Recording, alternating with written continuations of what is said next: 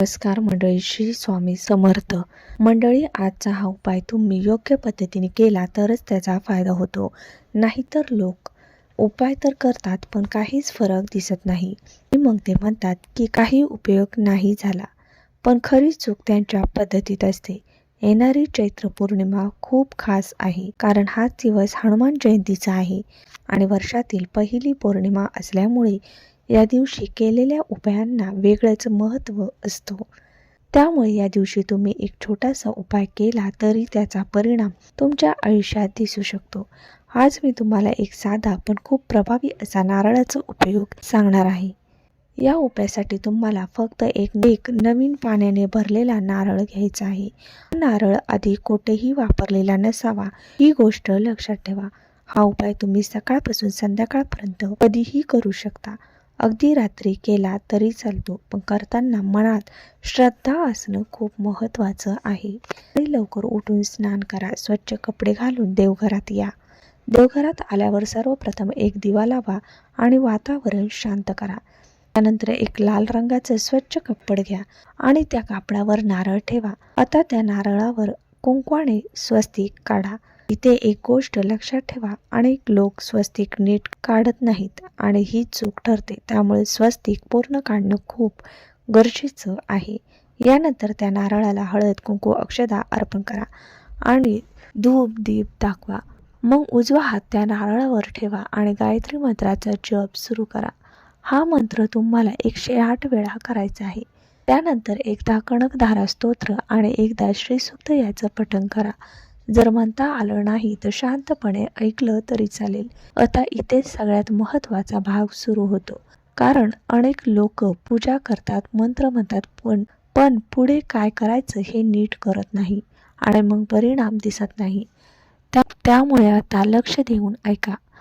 जप आणि स्तोत्र झाल्यानंतर तुम्ही दोन्ही हात जोडून त्या नारळासमोर बसायचं आहे आणि मनापासून प्रार्थना करायची आहे. इथे फक्त शब्द म्हणायचे नाही, तर मनापासून भावना असणं खूप गरजेचं आहे. तुम्ही असं बोला की माता लक्ष्मी, आमच्या घरात स्थिर राहा, आमच्या घरातील आर्थिक अडचणी दूर करा, घरात येणारा पैसा टिकून द्या आणि आमच्या कुटुंबावर तुमची कृपा कायम राहू द्या. ही प्रार्थना करताना मन एकाग्र ठेवा, कारण जशी भावना असेल तसाच परिणाम मिळतो असं मानलं जातं. यानंतर तो परिणाम तुम्हाला त्या लाल कापडात व्यवस्थित बांधायचा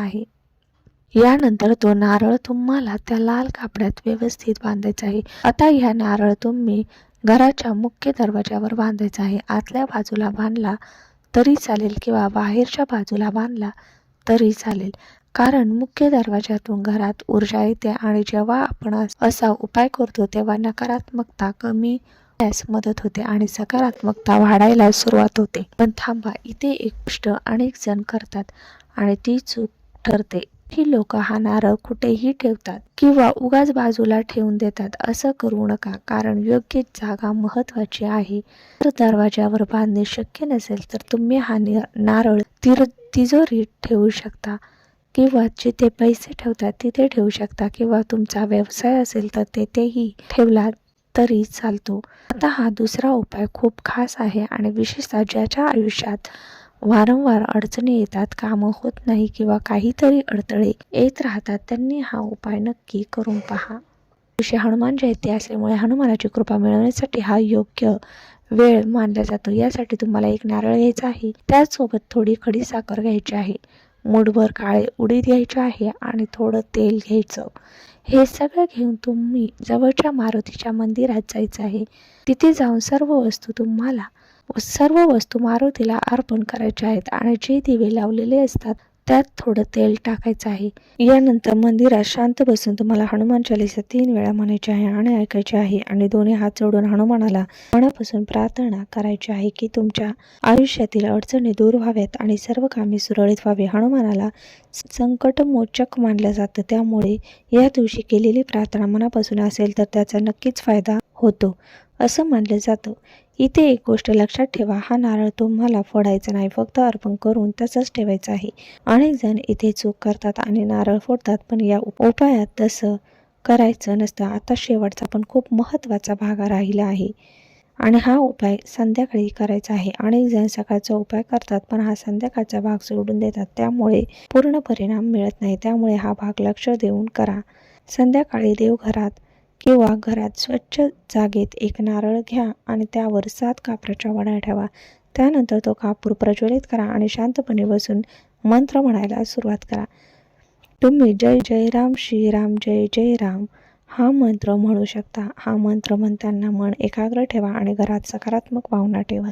जेव्हा कापूर जळतो तेव्हा घरातील नकारात्मकता कमी होण्यास मदत होते असं मानलं जातं आणि वातावरण शुद्ध होतं. त्यामुळे हा उपाय करताना घाई करू नका आणि पूर्ण लक्ष देऊन करा. कापूर पूर्ण जळून झाल्यानंतर जो नारळ उरतो तो तुम्ही तसाच एका पिशवीत ठेवून देऊ शकता आणि पुढच्या अमावस्येला किंवा पौर्णिमेला परत वापरू शकता किंवा तो नारळ जमिनीत पुरून टाकला तरी चालेल. अशा प्रकारे हे तिन्ही उपाय तुम्ही या चैत्र पौर्णिमेला केले तर घरात शांतता आणि समाधान वाढायला मदत होऊ शकते आणि हळूहळू परिस्थितीत बदल जाणवू शकतो. सर्वात महत्त्वाचं म्हणजे हे सगळं करताना श्रद्धा आणि विश्वास ठेवणे खूप गरजेचं आहे. शेवटी एक मनापासून सांगायचं आहे, तुम्ही हा उपाय श्रद्धेने केला तर त्याचा अनुभव तुम्हालाच येईल. धन्यवाद.